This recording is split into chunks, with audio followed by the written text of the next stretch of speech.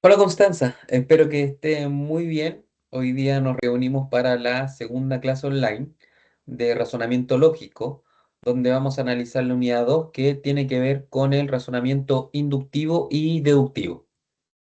Veamos los contenidos que trataremos en esta unidad en particular. Vamos a ver el argumento inductivo y deductivo, luego vamos a ver los conjuntos y diagramas de Venn, para finalmente ver el tema de razonamiento inductivo-deductivo. ¿Ya? Vamos entonces con lo primero, que es el argumento o los argumentos inductivos y deductivos. Vamos a recordar un poquito la definición que hicimos en la clase anterior de argumento, que dijimos que era un conjunto de proposiciones que llamaremos premisas, que tienen por el objeto deducir una proposición que es la conclusión. ¿Sí? Entonces, ¿qué tenemos que recordar? Que las proposiciones son afirmaciones, frases u oraciones las cuales nosotros les podemos entregar o dar o asignar un valor de verdad. ¿Qué significa asignarle un valor de verdad? Significa que podemos decir si es verdadero o falsa. Da lo mismo si es uno u otro, da lo mismo si es verdadero o si es falsa, eso no es lo importante es que le podemos dar ese valor. Entonces, si a esta frase u oración le podemos dar ese valor, significa que estamos frente a una proposición. Entonces, en base a proposiciones que vamos a llamar premisas, vamos a poder encontrar o deducir, como dice ahí, una proposición que le llamaremos conclusión. Y estos argumentos, como dice ahí, lo podemos dividir en dos, en argumentos inductivos y argumentos deductivos. Partamos con el argumento inductivo, que como dice ahí de manera muy, muy escueta, pero que sirve bastante, significa que vamos de lo particular a lo general. Vamos a ir de premisas que son particulares a una conclusión, a una premisa conclusión que va a ser general. Pongámoslos con ejemplos para que vayamos entendiendo mejor. Entonces acá tenemos un primer ejemplo donde vamos a decir que las dos primeras proposiciones van a ser las premisas y la tercera va a ser la conclusión. Entonces analicemos. La primera premisa dice que en un envío de vinos de Viña del Sol se descubrió que una caja estaba contaminada. Entonces, ¿te das cuenta? Esta primera premisa es particular. ¿Por qué? Porque habla de una sola caja que estaba contaminada. ¿Sí? Algo súper específico. Luego, una segunda premisa dice que al abrir una segunda caja, esta también estaba contaminada. ¿Ya? Segunda premisa, donde habla otra vez de una caja que también estaba contaminada. ¿Sí? Pero insisto, ¿por qué es particular? Porque habla de una sola caja, ¿ya? Entonces, tenemos dos premisas particulares. Entonces, con estas dos premisas vamos a tener la conclusión, que dice que todo el cargamento está contaminado. Entonces, ¿te das cuenta? Entonces, estamos partiendo de dos premisas particulares a una conclusión general. Dice que el cargamento completo, en este caso, estaba contaminado. Son solo dos premisas particulares. ¿Ya? Entonces, por eso decía que vamos de lo particular a lo general. Partimos de dos premisas particulares y concluimos una proposición general. Veamos otro ejemplo. Dice que, primero, al igual que en el anterior, se proponen las dos primeras proposiciones serían las premisas, perdón, y la tercera proposición sería la conclusión. Analicemos entonces las dos premisas que se nos presentan. Dice la primera premisa que se construye un edificio, perdón, sin cumplir con las normas básicas. Cuesta está hablando algo súper particular, de que un edificio se construyó o se construye, eh, perdón, me faltó leer, perdón, me confundí. Leamos de nuevo, para que no quiero que causar error. Dice que se construye un edificio sin cumplir con las normas básicas antisísmicas en una zona donde los temblores y terremotos son muy comunes. Ahí, perdón, leí solamente la primera línea. Entonces, pero esto no quita de lo que le estaba comentando, deje de ser cierto. Dice que estamos partiendo de algo súper particular, que solo un edificio, ¿cierto?, se construye con las normas básicas antisísmicas en una zona donde los temblores y terremotos son muy comunes. Tenemos una segunda premisa, que dice que en esta misma zona, otras edificaciones con las mismas condiciones han colapsado. Entonces, habla sobre algo particular.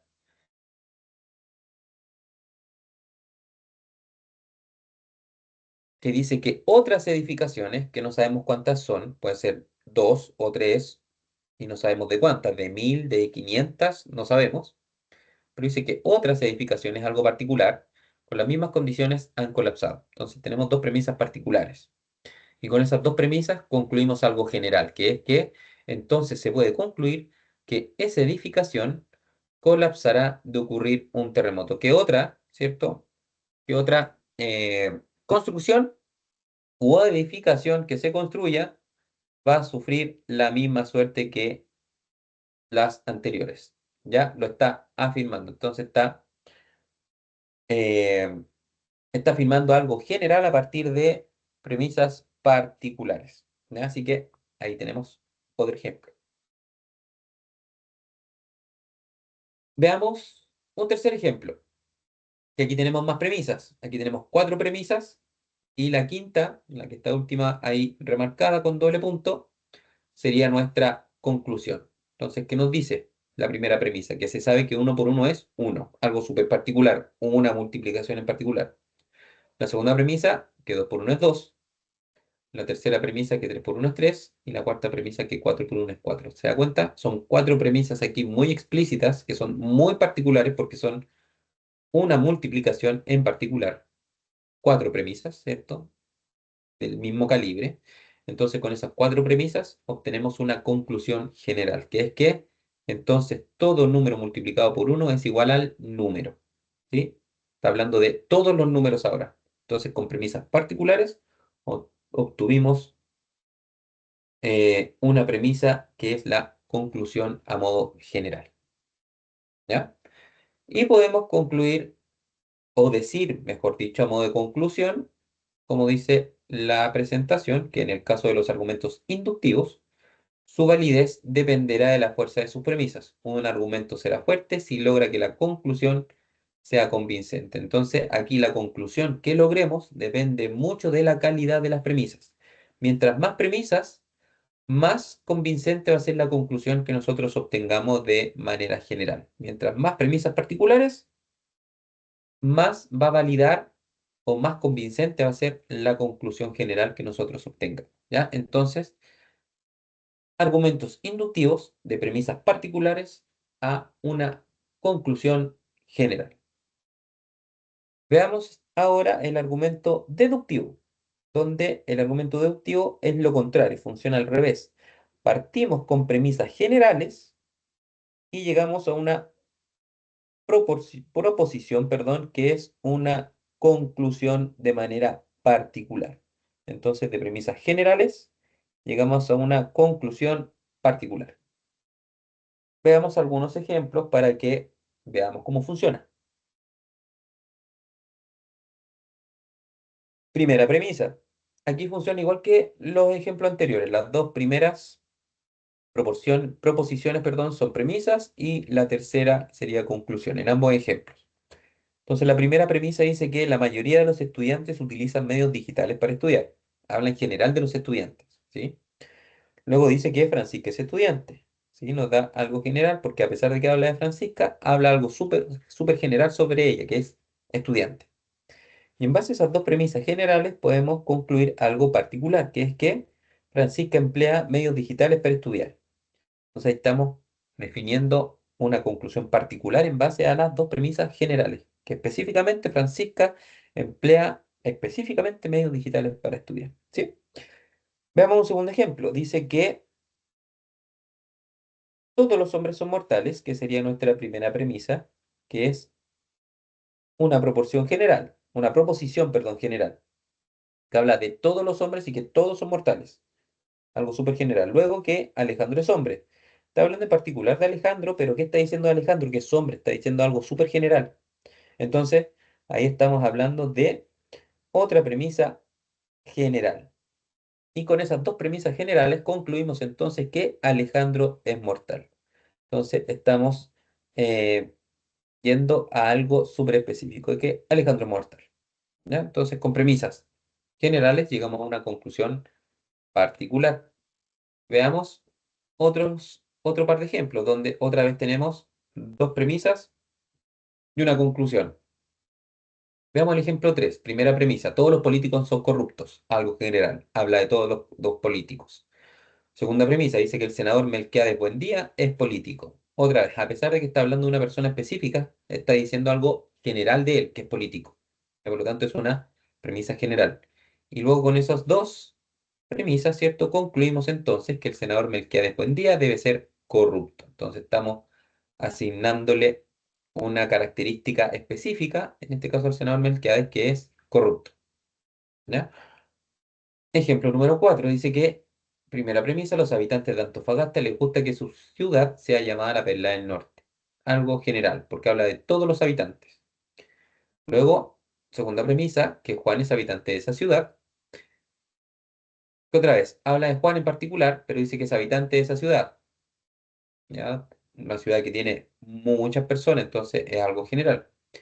Y concluye, ¿cierto?, con la proposición general, que es que Juan le gusta el nombre con que se conoce a Antofagasta.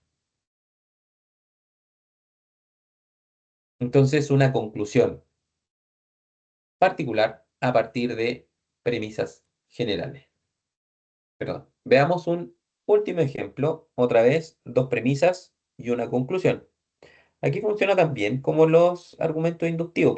Aquí los ejemplos han sido con dos premisas, pero podemos tener más premisas. ¿Ya? Lo importante es que esas premisas sean generales, para que sea un razonamiento deductivo.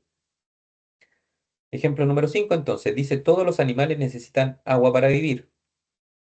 Luego, porque habla de todos los animales, algo general.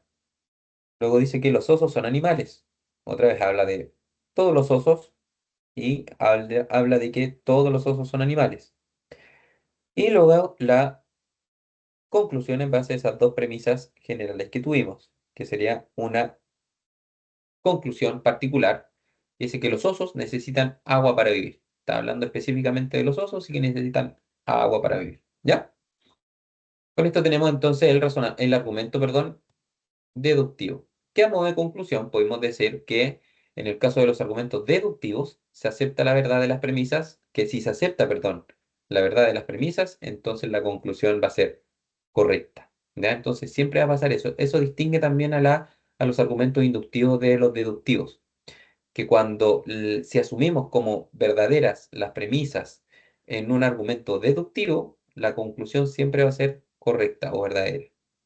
En cambio, con los argumentos inductivos, donde estamos partiendo de algo particular, ¿cierto? A lo general, ahí no podemos decir el 100% de las veces que la conclusión va a ser cierta, porque como los argumentos o las premisas, perdón, mejor dicho, son particulares, algo muy particular, no necesariamente vamos a poder hacer una generalización con ese caso particular. ¿Ya? Por eso, esa es la diferencia también en el argumento inductivo-deductivo. La conclusión del argumento inductivo no siempre va a ser cierta. En cambio, la del argumento deductivo, si es que aceptamos que las premisas son ciertas, la conclusión sí o sí también lo va a ser. ¿Ya? Y con eso tenemos los argumentos inductivos-deductivos. Veamos, inductivos-deductivos, perdón. Veamos ahora los conjuntos y los diagramas de Venn. ¿Qué es un diagrama de Venn? Vamos a decir que es una representación gráfica, en círculos generalmente, que muestra todas las relaciones lógicas posibles entre una colección finita de conjuntos. Veamos acá, ahí en esos dos círculos ya representan un diagrama de Venn, que son dos círculos, ¿cierto? Donde una parte de ellos se intersecciona.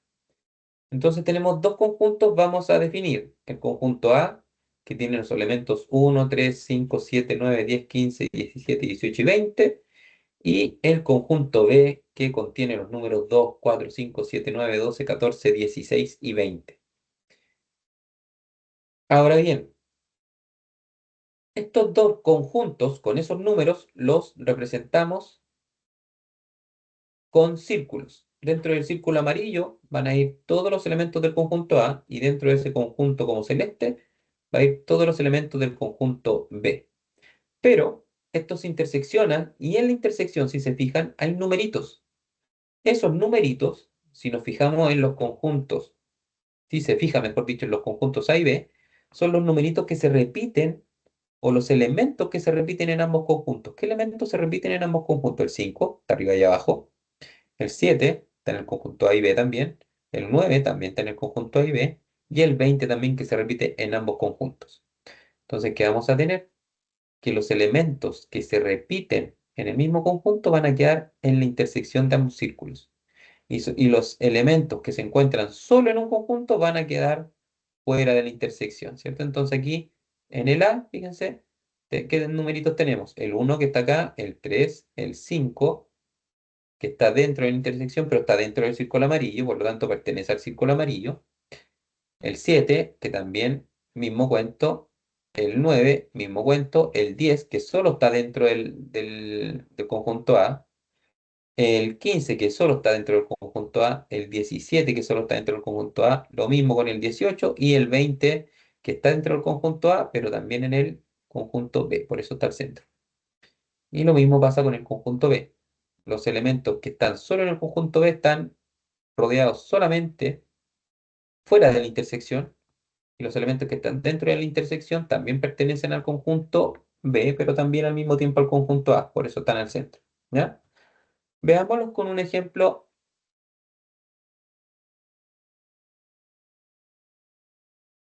con contexto. Entonces, ¿qué dice? Una encuesta sobre 1000 personas mostró los siguientes resultados referidos a uso de teléfonos celulares con sistemas operativos iPhone y Android. Y se nos presenta este diagrama de Venn. Similar al anterior, pero, perdón, ¿qué pasó? Se me perdió ahí el diagrama.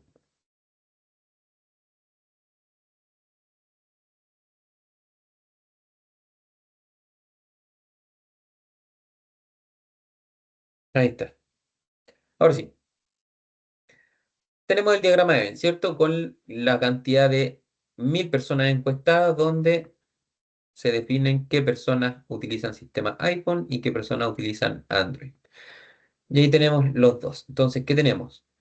Que acá que dice iPhone, que esto está escrito adentro, pero podría estar escrito aquí al ladito afuera. Lo importante es que se note que este círculo azul representa a las personas que usan iPhone y con amarillo las personas que utilizan Android. Entonces, ¿qué vamos a tener? Estos 276 que están solo encerrados por el círculo azul. ¿Qué quiere decir esto? Que estas 276 personas solo usan iPhone, nada más que iPhone. Lo mismo, algo similar, ocurre con estas 224 que están encerradas solo por el círculo amarillo, que podemos decir o concluir que estas 224 personas solo usan Android. Pero también tenemos esos 412 que están en la intersección de ambos círculos.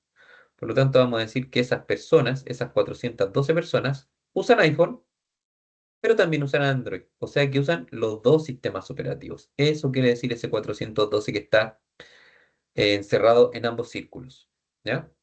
Pero además, incluso tenemos ese 88 que está fuera de ambos círculos, fuera del diagrama de Venn. Es parte, pero está fuera de los círculos del diagrama de Venn. Estos 88, como no están en ninguno de los dos círculos, podemos afirmar que estas 88 personas en realidad no utilizan ni lo uno ni lo otro, no utilizan ninguno de los dos sistemas operativos. Por ejemplo, podríamos decir, no lo dice acá, pero a lo mejor no usan teléfono, por eso no usan ninguno de los dos sistemas operativos. O a lo mejor usan un tercer sistema operativo, por ejemplo los de Huawei, que tampoco no es ni lo uno ni lo otro. Entonces, estas 88 personas quiere decir en particular que no utilizan ni iPhone ni Android, ninguno de los dos. ¿Ya? Veamos ahora algo un poquito más complejo, de manera tal que podamos hacer un análisis más profundo con unas preguntitas que hay ahí precisamente para que vayamos distinguiendo algunos elementos. Dice que en una encuesta en la región metropolitana se consulta a 1000 personas y se obtienen los datos representados en el diagrama de Venn. Nos dice solo eso. Entonces se nos presenta el diagrama de Venn. Perdón, otra vez. Se nos presenta el diagrama de Venn y nosotros tenemos que interpretarlo e incluso responder preguntas respecto de él. Entonces analicémoslo un poquito. Acá en el círculo izquierdo tenemos la cantidad de personas que hablan castellano. En el círculo de la derecha, las personas que hablan inglés. Y en el círculo de abajo, las personas que hablan francés. Leamos las preguntas para que empecemos a encontrarle sentido. La primera dice, ¿cuántas personas hablan castellano? ¿Qué podría concluir acá? Si tengo encerrado en el círculo de la izquierda las personas que hablan castellano, estas 340, estas 520, estas 100, estas 30, todas hablan castellano, porque están todas encerradas por el círculo precisamente de castellano. Pero hay detalles. ¿Por qué hay tanto número? Porque hay numeritos que están encerrados en más de un círculo. Entonces, ¿qué podemos decir? Que claro, todas las personas que están encerradas en el círculo hablan castellano, pero de todas esas personas que hablan castellano, 340 que están aquí solo encerradas en el círculo, en ninguna intersección, solo hablan castellano y ningún otro idioma. ¿Sí? Tenemos estas 520 que sabemos que hablan castellano, pero están encerradas además con el círculo de inglés. Por lo tanto, además de hablar castellano, también hablan inglés. Eso significa que está encerrado entre los dos círculos. Por lo tanto, esas 520 personas hablan castellano, sí, pero también hablan inglés. También tenemos este 100 que también es parte del círculo de castellano. Por lo tanto, esas 100 personas hablan castellano. Pero antes de ir a él, voy a ir al 30 que ocurre una situación similar con la de los 520. Tengo el círculo, ¿cierto? Sé que esos 30 están dentro del círculo de castellano, pero además esos 30 están encerrados por el círculo de francés, están en la intersección. ¿Eso qué significa? Que estas personas, estas 30 personas hablan castellano, pero además de hablar castellano, también hablan francés. Y algo similar pasa con estos 100. ¿Estas 100 personas hablan castellano? Sí, porque están dentro del círculo de castellano, pero además, estos 100 están encerrados por el círculo de inglés y además están encerrados por el círculo de francés. Entonces, ¿qué quiere decir esto?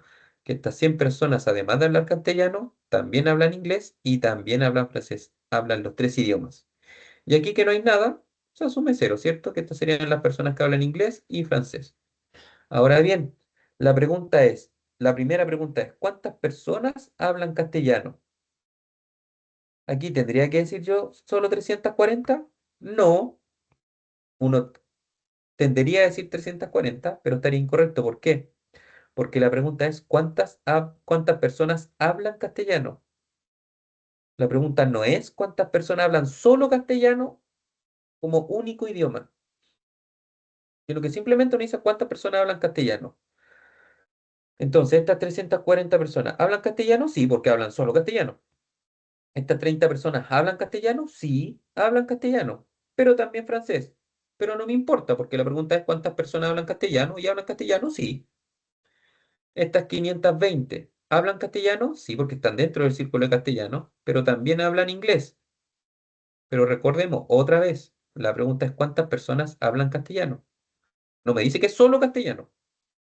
Por lo tanto, como hablan castellano, las 520, a pesar de que hablan inglés, cumplen lo que dice la pregunta. Hablan castellano, por lo tanto, las cuento.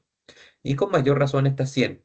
¿Estas 100 están dentro del círculo de castellano? Sí, pero además están encerradas por los otros dos círculos. Por lo tanto, además de hablar castellano, también hablan inglés y también hablan francés. Pero eso no me importa, porque hablan castellano, están dentro del círculo de castellano, que es lo que me importa y que es lo que me están preguntando. Por lo tanto, para saber cuántas personas en total hablan castellano, tendría que sumar todas las personas que están dentro del círculo de castellano, o sea, las 340 más las 520 más las 100 más las 30 personas. Entonces, de esa manera voy a tener el total de personas que hablan castellano. ¿Que algunas hablan otro idioma además de castellano? Sí, ahí lo tenemos en las intersecciones. Pero hablan castellano, entonces las cuento. ¿Ya? Así que ojo con eso. Veamos la pregunta B. Dice, ¿cuántas personas hablan castellano e inglés? ¿Cuántas personas hablan los dos idiomas? Entonces, ¿podríamos nombrar estas 6? No, porque estas 6 hablan solo inglés. O estas 340 tampoco, porque estas personas hablan solo castellano, ningún otro idioma. ¿Cómo vamos a saber entonces cuántas personas hablan esos dos idiomas, castellano e inglés? Las personas que precisamente están en la intersección de los dos círculos.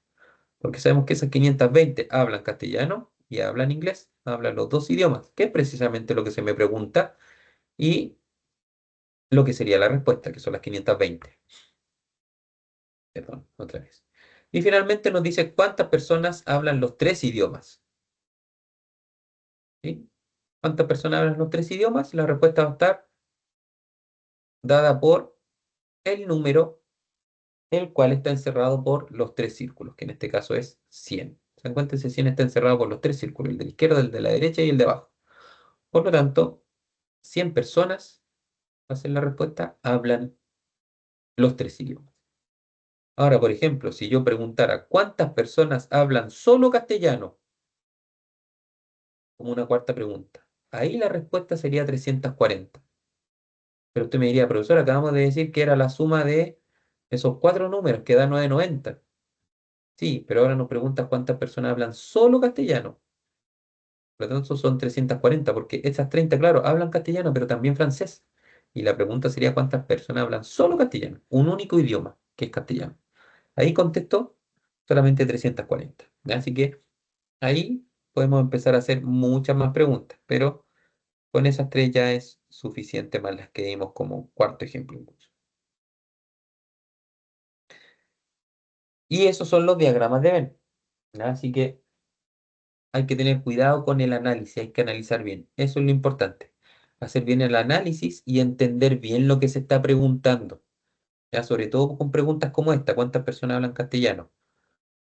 Uno tendería a responder solo a 340, pero en realidad es la suma de todos los numeritos que están encerrados por ese círculo de castellano. Porque, insisto, en este caso la pregunta no especifica y se hablan solo castellano.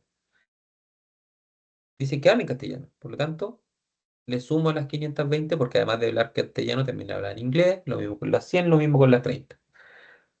Ahora, como digo, si la pregunta fuera cuántas personas hablan solo castellano, ahí serían 340. Que esas personas hablan castellano y ningún otro idioma. ¿Ya? Veamos la última parte que es el razonamiento inductivo deductivo. Dice que es una herramienta matemática que consiste en emplear nuestra experiencia y observaciones para obtener conclusiones y generalizaciones. Si lo queremos ver de otra manera, que a mí me gusta verlo quizás mejor, es que nosotros en base a varias situaciones vamos a tener que encontrar algún patrón común y ese patrón nos va a permitir poder encontrar, ¿cierto? Otra parte de esa generalidad que se nos presenta o de esas premisas. Si recordamos un poquitito lo que vimos al principio.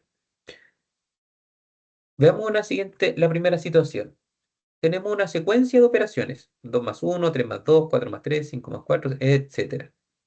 Cada una con sus resultados y donde nos pide poder determinar los dos últimos. La idea de esto, de este razonamiento, no es utilizar la calculadora ni tampoco el cálculo matemático, sino que llegar al resultado a través de encontrar patrones. Veamos si pillamos algún patrón. Primero, obviamente, la suma va 2 más 1, ¿cierto? El numerito de la izquierda partimos en 2 y le damos y vamos al siguiente. La siguiente suma es 3, en la siguiente 4, 5, 6, se le va sumando 1 al número de la izquierda. Y lo mismo pasa con el número que está a la derecha de la suma, que comienza en 1 y también se le va sumando de 1 en 1 en la operación que viene. Comienza en 1, luego 2, 3, 4, 5, 6, 7, etcétera. Entonces ahí tenemos una secuencia, ¿cierto? La siguiente suma que viene acá sería 9 más 8, después 10 más 9, y así sucesivamente. ¿Qué es lo que queremos? Encontrar el resultado de esas dos operaciones, pero sin utilizar ni calculadora ni operaciones matemáticas, sino que a través de patrones. Si analizamos los resultados de todas las operaciones que nos aparece el resultado, dice que comenzamos en 3. El segundo resultado sería 5. El siguiente resultado 7. El siguiente 9. El siguiente es 11. Entonces tenemos que encontrar algún patrón de cómo se llegó del resultado 3 al resultado 5, al resultado 7, etcétera. Entonces, si lo analizamos, para llegar del resultado de la primera, que es 3, al siguiente, que es 5, al resultado 3 le sumamos 2. Eso pasó. Después del 5 al 7 sumamos 2 también, ¿cierto? Después del 7 al 9 también sumamos 2. Del 9 al 11 sumamos 2. Por lo tanto, cada resultado que viene, para obtener el resultado siguiente, tenemos que sumarle 2 al resultado en el que quedamos. Aquí quedamos en el número 11 como resultado. Si yo le sumo 2, voy a obtener el resultado siguiente. Por lo tanto, decir que 7 más 6 es 13.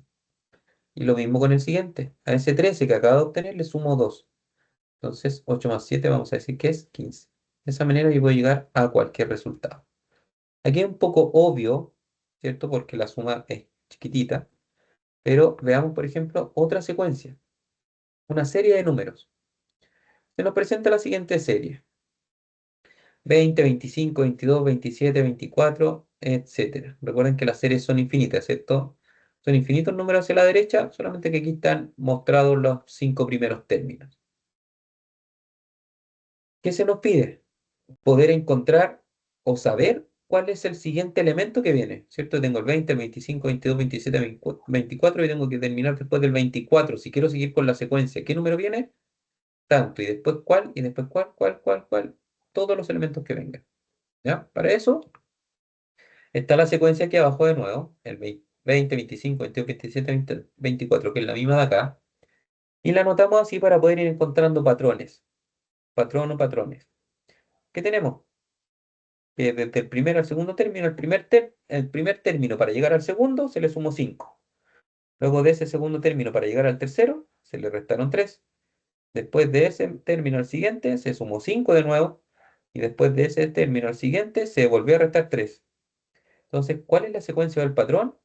Que al término en el que estoy le tengo que sumar 5 o 3 según corresponda para llegar al siguiente término de manera intercalada. Entonces sumo 5, resto 3, sumo 5, resto 3. Entonces, ¿qué correspondería para llegar del 24 al siguiente término? Sumar 5. O sea, 24, 25, 26, 27, 28, 29 sería el siguiente término. Y después de ese término siguiente, que es 29, para llegar al que viene, ¿qué tendría que hacer? Correspondería restarle 3. O sea, sería 26, y así sucesivamente. Entonces, con esto encontramos patrones y podemos aplicarlo a la situación que se nos presente. En este caso, pillar el siguiente número de la secuencia. Luego tenemos otra situación acá. Queremos encontrar el valor de 11.111 al cuadrado, donde se nos dice que 1 al cuadrado es 1, luego 11 al cuadrado, que son 2 unos como base, es 121. Luego 111, que son 3 unos en la base, es 12.321. Y 1111, perdón, al cuadrado, que es tener como base 4 unos, da, ¿qué número es ese? 1.234.321. Entonces, ¿qué se nos pide? En base a estas situaciones anteriores, se nos pide la siguiente, que es tener una base con 5 unos, que sería cierto 11.111, y saber cuál es el resultado. Aquí la idea, como le comentaba, no es utilizar la calculadora, ¿sí? Sino que es poder obtener ese resultado que nos están pidiendo a través del razonamiento inductivo-deductivo. Y en pocas palabras es encontrar patrones y en base a los patrones poder entregar las respuestas.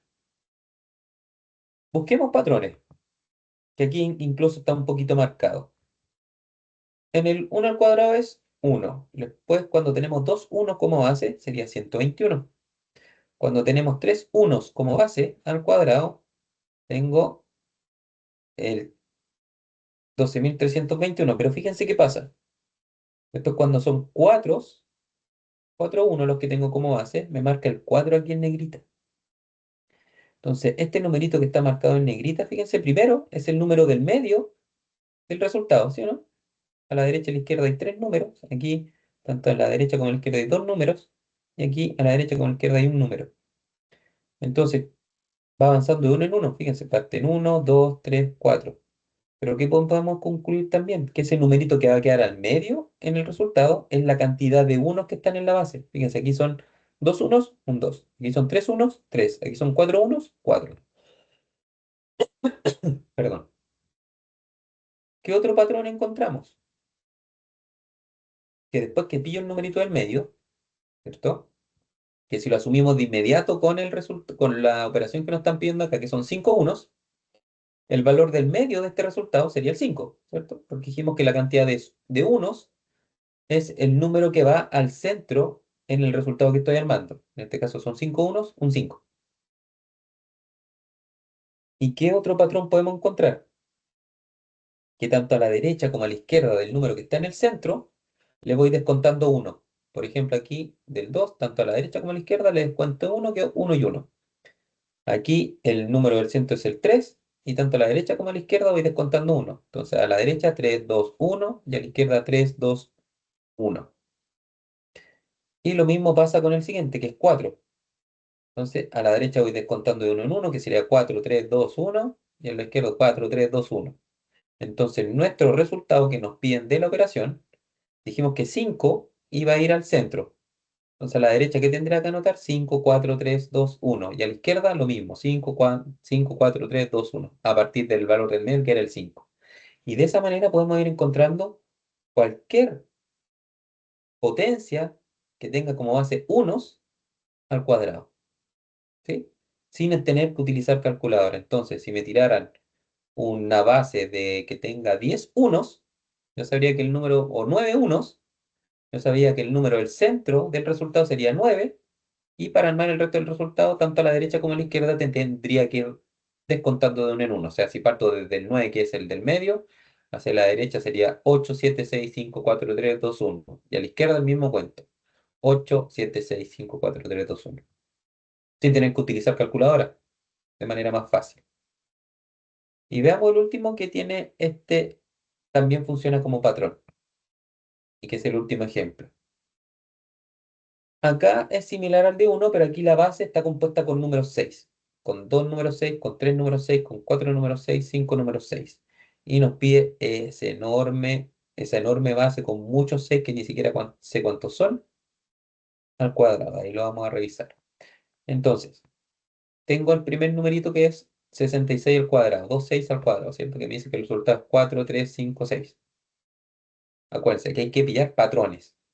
Después tengo una base con 3 6 al cuadrado. Tengo 4, 4, 3, 5, 5, 6. Entonces, ¿qué tiene en común con el anterior? Ah, el último numerito es 6. Y si lo miramos desde ya en el resultado, fíjense, 6, 6, 6, 6. El último numerito es 6. Luego, cuando una base con 4, 6, 4, 4, 4, 3, 5, 5, 5, 6. Después, cuando son 5, 6 como base, son 4, 4, 4, 4, 3, 5, 5, 5, 6. ¿Qué patrón pillamos en estos resultados? Primero que el último numerito es 6. 6, 6, 6, 6. Luego, me va a quedar un 3, ¿cierto? Y tanto a la derecha como a la izquierda del 3, a la derecha van a ir números 5 y a la izquierda van a ir números 4. En el primer caso es un 5 a la derecha, un 4 a la izquierda, siempre teniendo el 6 como último valor. Después en la siguiente, cuando son 3 6, fíjense, otra vez está el 6 al final, está el 3 y a la derecha del 3 van dos 5 y a la izquierda van dos 4. Cuando son 4 6 pasa lo mismo, tengo el 6 al final. Tengo el 3 al medio, por decirlo de alguna manera, y tanto a la derecha como a la izquierda del 3 van números 5 y números 4. ¿Cuántos números 5 y cuántos números 4? Uno más que el anterior, y que si lo vemos, tratamos de buscar un patrón, es uno menos que la cantidad de 6 que hay. Si hay 6, 4, 6 en la base, tanto a la derecha como a la izquierda van 3 5 y 3 4. Y lo mismo pasa con el siguiente. Cuando son 2 4, una base de 6 6, de 5 6, perdón, va el 6 al final, el 3 al centro, por decirlo de alguna manera, y tanto a la derecha como a la izquierda del 3 van números 5 a la derecha, números 4 a la izquierda, pero ¿cuántos? Uno menos que la cantidad de 6 que hay en la base. Si en la base hay 1, 2, 3, 4, 5, 6, significa que tanto a la derecha como a la izquierda del 3 van uno menos, o sea, 4, 4 5 y 4 4, que es lo que está. Entonces, ¿qué tenemos acá? Más lo mismo.